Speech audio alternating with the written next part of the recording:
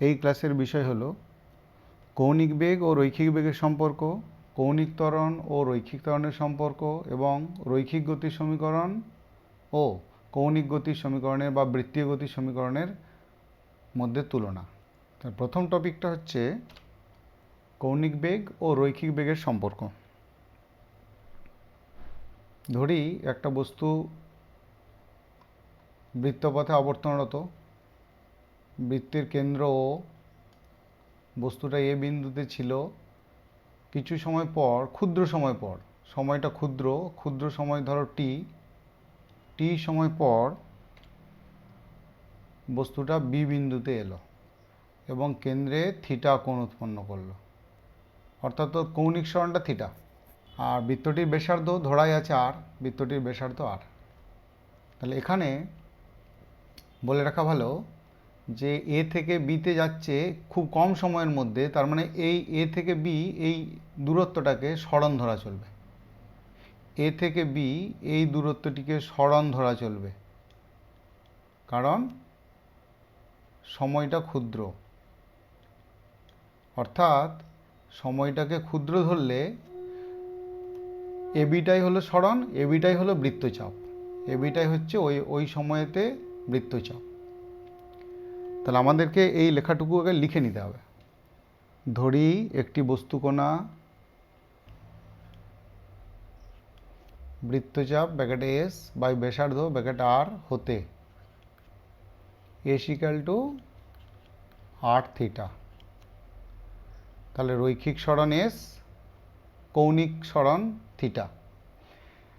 আমাদের সম্পর্কটা নির্ণয় করতে হবে কৌণিক বেগ আর রৈখিক বেগ। রৈখিক বেগ এখানে দেখো, রৈখিক বেগ। ওকে, তা রৈখিক সরণ থেকে রৈখিক বেগ যদি পেতে চাই তাহলে সময় টি এর সাপেক্ষে অবকলন করব। তাহলে সমীকরণটিকে টি এর সাপেক্ষে অবকলন করে পাই d s d t equal two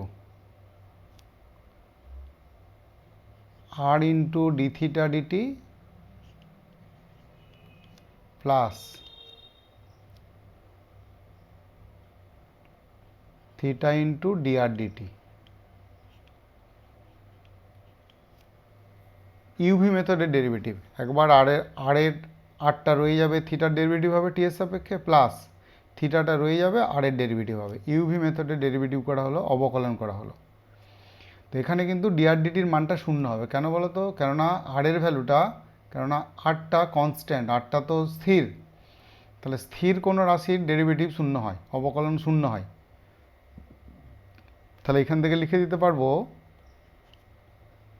DS DT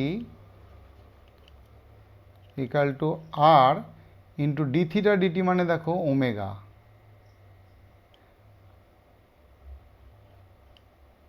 কৌণিক বেগ। এটা প্লাস লিখে দাও জিরো। প্লাস কেন জিরো লিখবো? ডিআর ডিটা জিরো বলে। তাহলে r constant, r equal to constant, যেহেতু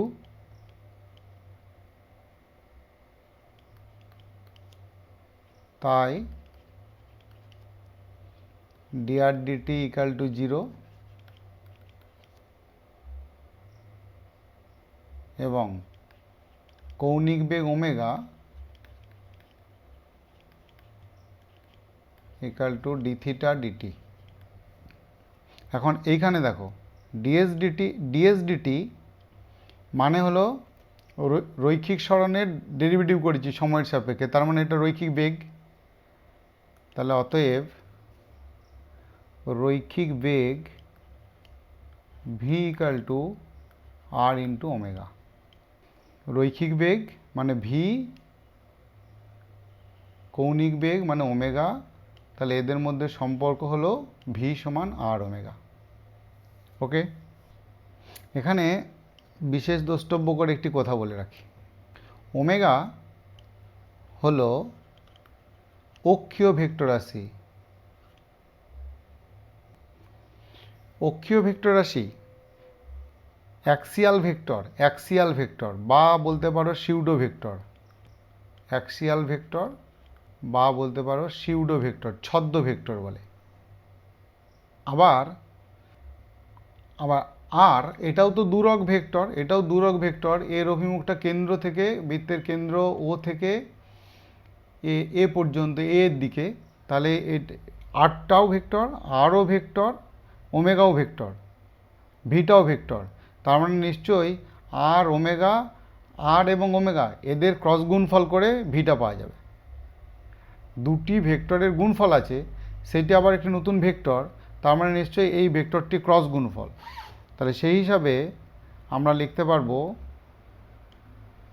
যে অর্থাৎ v vector equal to omega cross r. ওমেগার অভিমুখ, আর এর অভিমুখ, ভি এর অভিমুখ পরিষ্কার করে বুঝলে তখন বোঝা যাবে এটা ওমেগা ক্রস আর হলো কেন, আর ক্রস ওমেগা নয়, ওমেগা ক্রস আর হলো কেন। দুটি ভেক্টরের গুণফল ক্রস গুণফল, তাহলে এটা আর ক্রস ওমেগাও করতে পারতাম, ওমেগা ক্রস আরও করতে পারি। ওমেগা ক্রস আর করেছি, তার কারণ হলো দক্ষিণাবর্তী স্ক্রু নিয়ম প্রয়োগ করে যদি দেখো যে একটি দক্ষিণাবর্তী স্ক্রুকে ওমেগা থেকে আরের দিকে যদি ঘোরাই, ওমেগা থেকে আরের দিকে, তাহলে দেখো যে তার অগ্রভাগ ভি এর দিকে, যেদিকে ভি সেই দিকে অগ্রসর হবে।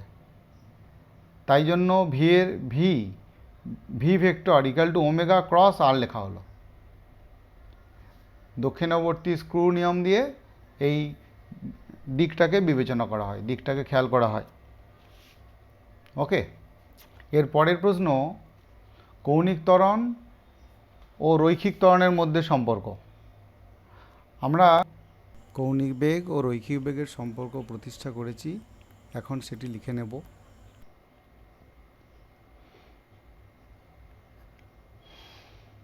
দূরক লিখে দিলাম। অ্যাকচুয়ালি দূরত্ব ভেক্টরটাকে দূরক বলা হয়, রেডিয়াল ভেক্টর বলে। তাহলে শর্টে লেখা হলো দূরক, আর ভেক্টর চিহ্ন দিয়ে দিয়েছি চিহ্নটা। তাহলে ভি ভেক্টর ইকুয়াল টু সম্পর্কটা যেটা জানি সেটা হলো ওমেগা ক্রস আর। এখন রৈখিক বেগ, তার থেকে যদি আবার রৈখিক ত্বরণ বের করতে হয়, তাহলে ডেরিভেটিভ করতে হবে সময় টি এর সাপেক্ষে। তাহলে সময় টি এর সাপেক্ষে সমীকরণটিকে অবকলন করে পাই, এটা লিখে নিই। তাহলে অবকলন করে যেটা পাবো সেটাকে এবার লিখি। বাঁ দিকটা আছে ভি ভেক্টর, তাহলে ভি ভেক্টরের ডেরিভেটিভ করলে পাবো ডিভি ডিটি ইকুয়াল টু, আবার সেই ইউভি মেথডে ডেরিভেটিভ করব, কিন্তু ক্রস গুণফলের অর্ডারটা চেঞ্জ করব না। অর্থাৎ প্রথমে একটা ডেরিভেটিভ করি, that is D omega DT cross R plus, এবার প্রথমটাকে রেখে দেবো omega cross DR DT.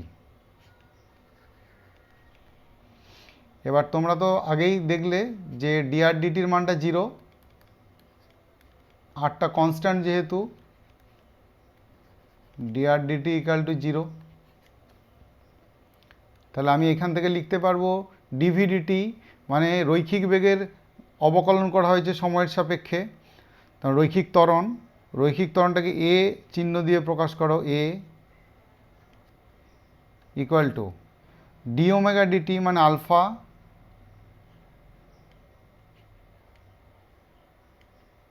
Cross r. এটা তো শূন্য, তাহলে একবার শূন্য লিখলাম। তাহলে আর এখান থেকে পাচ্ছি a vector equal to alpha cross r. Okay, এটি নির্ণয় সম্পর্ক। রৈখিক ত্বরণ, কৌণিক ত্বরণ এদের মধ্যে নির্ণয় সম্পর্ক হলো এটি।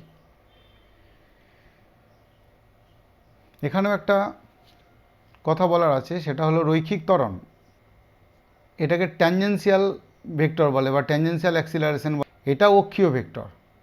তাহলে এটা লিখে রাখি, এ ভেক্টর হলো অক্ষীয় ভেক্টর, অ্যাক্সিয়াল ভেক্টর বা সিউডো ভেক্টর। আগের বারে লিখলাম একটু আগে। এর পরের টপিকে যাই। রৈখিক গতির সমীকরণ ও বৃত্তীয় গতির সমীকরণের তুলনা। রৈখিক গতিতে 4টি মূল সমীকরণ পেয়েছিলাম, তাহলে 4টি সমীকরণ এদের মধ্যে তুলনা করি। রৈখিক গতিতে একটা সমীকরণ পেয়েছিলাম, দেখবে ভি সমান ইউ প্লাস এটি, ভি সমান ইউ প্লাস এটি।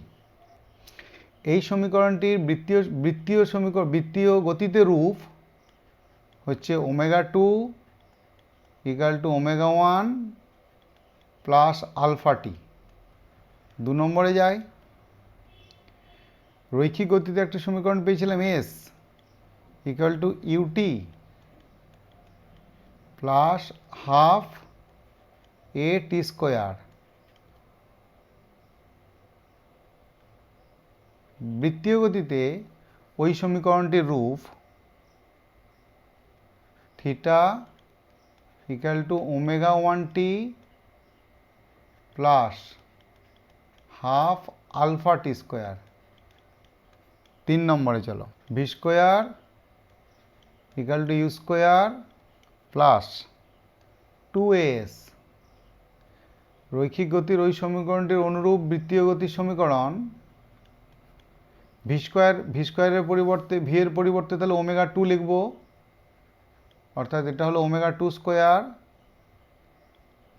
ইকাল টু ইউ মানে হলো omega one square plus 2 alpha theta. রৈখিক গতিতে আরেকটি সমীকরণ ছিল টি তম সেকেন্ডে অতিক্রান্ত দূরত্ব, টি তম সেকেন্ডে অতিক্রান্ত দূরত্ব এসটি সমান you plus half of A into 2t minus 1। এখানে টি তম সেকেন্ডে কৌণিক সরণ, এটাকে লিখবো তাহলে থিটা টি, সাফিক্সে টিটা দেবে, ইকাল টু ইউ এর জায়গায় লিখো omega one plus half alpha into 2t minus 1। এই রৈখিক গতির সমীকরণগুলিকে বৃত্তীয় গতির সমীকরণে রূপান্তরিত করার জন্য যে সম্পর্কগুলো লাগবে সেগুলো আবার নিচেটায় লিখে রাখি। যে সম্পর্কগুলি লাগবে সেগুলি আবার নিচে লিখে রাখি। এস সমান আর থিটা, আজকে এই সমীকরণটা পেয়েছি, এই ভিডিওটাতেই আছে। যখন কোনো বস্তু সমবেগে চলে তখন সূত্রটা হচ্ছে ভি সমান আর ওমেগা। কৌণিক ত্বরণ এ মানে হলো আর আলফা। যদি ত্বরণ সহ চলে অর্থাৎ ওর বেগ বাড়ে, ইউ থেকে ভি হয়, তাহলে তখন সম্পর্কগুলো এই সম্পর্কটাকে একটু ভিন্ন করে লিখবে। ভিন্ন করে লিখবে মানে তখন লিখবে ইউ সমান আর ওমেগা ওয়ান আর ভি সমান আর ওমেগা টু। এবার এই সম্পর্কগুলো অনুযায়ী যে কোনো সমীকরণকে তুমি রৈখিক গতির সমীকরণ থেকে বৃত্তীয় গতির সমীকরণে নিজেই রূপান্তরিত করে নিতে পারবে। একটা কোনো করে দেখেও নিতে পারো। যেমন ধরো এখন একটা যদি করি, এস সমান u t plus half a t square, এটাকে একটু করে দেখে নিই। S equal to u t plus half a t square.